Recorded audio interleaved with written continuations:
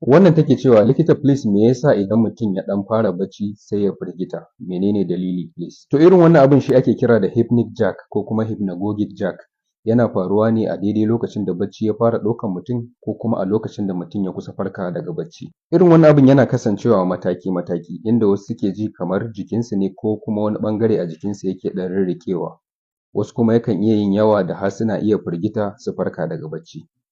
Faruwar wannan abin da kai ba wani matsala ba ne, ba yana nufin kana da wata matsala ba ne a ƙwaƙwalwa. Har yanzu ba a kai ga tabbatar da dalilan da suke kawo waɗannan abun ba, so zai iya kasancewa komai, shaidanu ne, aljanu ne, ya danganta.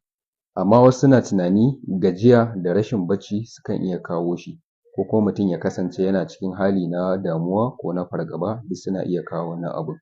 Sannan shan abubuwa da suke ɗauke da caffeine kamar coffee kenan ko kuma energy drinks yakan iya kawo shi. Sannan amfani da ƙwayoyi na shaye-shaye ma